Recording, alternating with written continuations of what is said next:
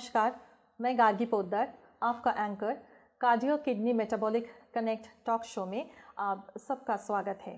हाल में देखा जा रहा है कि कार्डियो किडनी मेटाबॉलिक डिजीज़ बढ़ चुका है और इसके बारे में अधिक जानकारी देने के लिए हमारे स्टूडियो में मौजूद है doctor Mohan Lal from Jammu. Hello doctor, welcome to a show. आप अपने बारे में कुछ बताइए हमको। मैं doctor Mohan Lal, cardiologist, Jammu medical college में प्रोफेसर थे। अब मैं रिटायर हूँ and I am practising in Jammu municipality.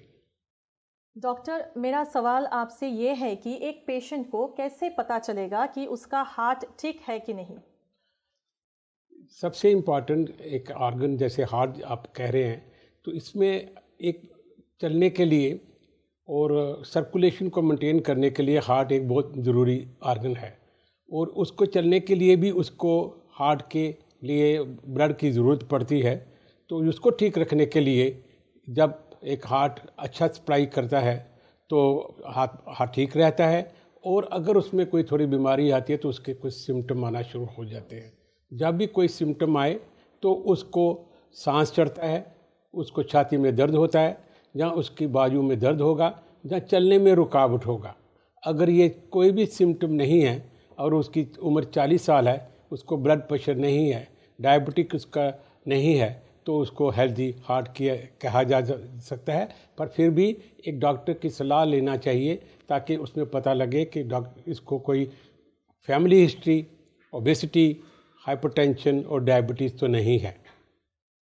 Doctor, ये हार्ट अटैक की क्या कॉमन सिम्टम्स है और अगर हार्ट अटैक आ जाए कोई पेशेंट को तो तुरंत हमको क्या करना चाहिए? हार्ट अटैक के सिम्टम कई दफ़ा एक्यूट होते हैं जिसमें कोई प्रिलिमिनरी पहले कोई वार्निंग नहीं होती है और suddenly he it can come. एक आदमी, एक बैठा हुआ आदमी, उसको एकदम छाती में दर्द हो जाता है, सांस फूलने लगता है, उसको चलने में रुकावट होती है और उसको पसीना आ जाता है, और उसकी जो दर्द है छाती में वो शोल्डर में भी चली जा सकती है और पेट में भी आ सकती है और जहाज़ में भी जा सकती है। जब कोई भी ऐसे सिम्टम हों जिसमें छाती में दर्द हो, सांस चढ़े, जहाँ रुकावट हो, जहाँ चला ना जाए, जहाँ सडनली अनकॉन्शियस हो जाए, तो उसको हार्ट अटैक के सिम्टम गिने जा सकते हैं। लेकिन एक बात और भी है कि हर छाती की दर्द हार्ट अटैक नहीं होती। उसके लिए आपको डॉक्टर के पास जाना चाहिए और उसकी सलाह लेनी चाहिए कि क्या जो मुझे छाती की दर्द जो है वो हार्ट से है या हार्ट से नहीं है। तो डॉक्टर के पास इमीडिएटली जाना चाहिए। और अगर किसी को पहले ही हार्ट की तकलीफ़ है, जहाँ फैमिली हिस्ट्री है, जहाँ उसको ज़्यादा रिस्क फैक्टर हैं, जैसे मैंने कहा ओबेसिटी, डायबिटीज़, लिपिड डिसऑर्डर्स और डायबिटीज़ है, जहाँ किसी को किडनी डिजीज़ है, जहाँ पहले से हाइपरटेंशन है, तो ऐसे पेशेंट को हार्ट अटैक होने के चांसेस ज़्यादा होते हैं। तो उसको ज़्यादा जल्दी से जल्दी डॉक्टर की सलाह लेना चाहिए और एटलीस्ट 1 ECG उसका किया जाना चाहिए। अगर ECG में नहीं है तो after some observation he can be discharge. लेकिन अगर उसमें थोड़ा सा शक है तो doctor will like to keep you in the hospital for some time for evaluation. Doctor, आप हमारे व्यूअर्स को क्या मैसेज देना चाहेंगे?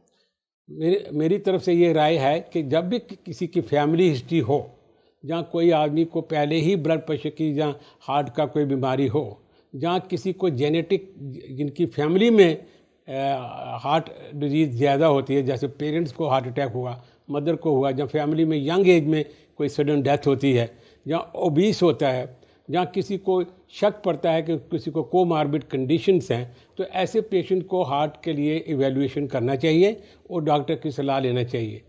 ये कुछ नंबर्स हैं जो आपको मेजर करने चाहिए, जैसे ब्लड प्रेशर 120/80 से ऊपर नहीं होना चाहिए, जो ब्लड शुगर है वो 100 से ऊपर नहीं होना चाहिए, और कोलेस्ट्रॉल की मात्रा 200 मिलीग्राम से ज़्यादा नहीं होना चाहिए। जब इनमें कोई भी वेरिएशन आए तो आपको डॉक्टर की सलाह मशवरा लेना चाहिए और एक्सरसाइज रेगुलरली करनी चाहिए। रिड्यूस योर वेट, एक हफ्ते में कम से कम 4 से लेकर 5 दिन तक 40 to 45 मिनट्स ऑफ एक्सरसाइज करना चाहिए, so that you remain healthy और आपको feeling will also be good.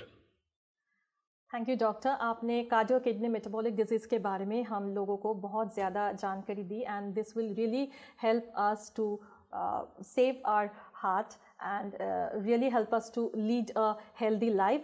Thank you so much. आप सब भी हमारे साथ कनेक्ट हो सकते हैं हमारे कार्डियो किडनी मेटाबॉलिक कनेक्ट और दिल से दिल तक healthy heart Facebook page, Instagram, Twitter and YouTube पे। धन्यवाद। Thank you.